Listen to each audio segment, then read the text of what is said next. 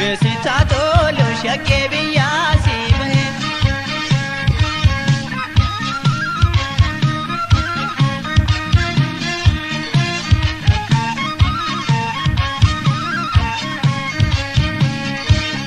Ofiisaa yoo tole malee durbaddeessaa naramanii dubbii namaatirra keessa hangiddi fitsa seenanii kaleessa kooticha buune.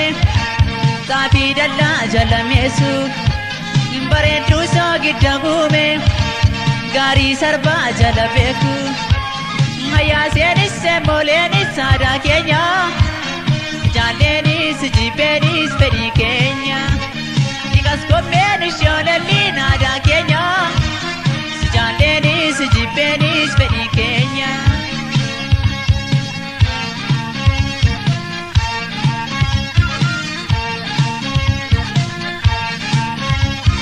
Susana susuma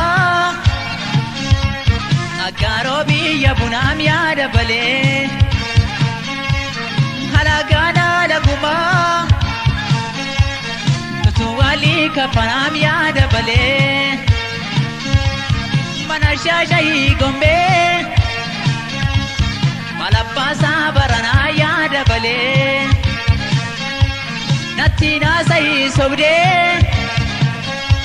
Lallabbaasaa mararaam yaada balee dambuu koo yaada balee himbuulan yaada malee shaggar keessaan deemanii yaada balee yabbii makiina malee makkaa garaan bulanii yaada balee daddaa barbaatan malee yaada balee.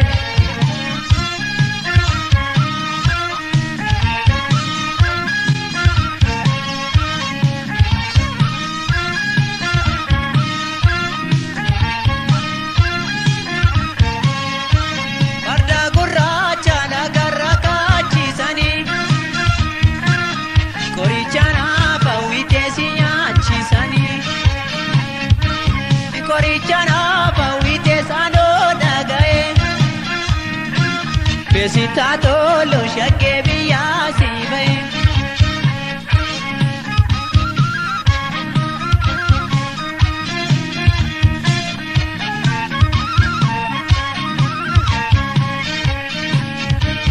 Ya kaleessa ya guyyaa bi saawwan diidaa marra ture eenan godaanaa na sokkaabi lafti siifaa bal'aa ture dhagaan dhagaa ya kataarii.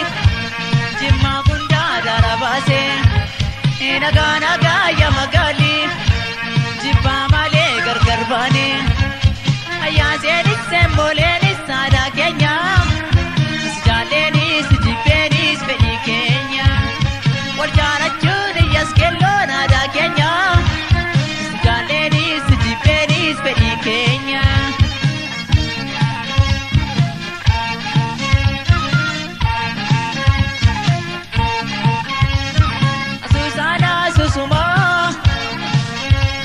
Aggaaroo biyya bunaa yaada balee halagaana laguma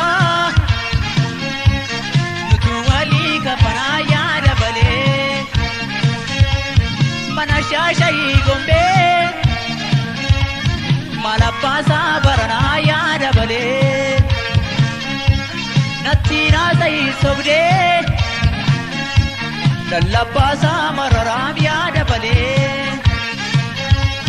Dambuu koo yaada balee himbuulan yaada malee shaggar keessaan deemanii yaada balee yabbii makiina malee akka gara.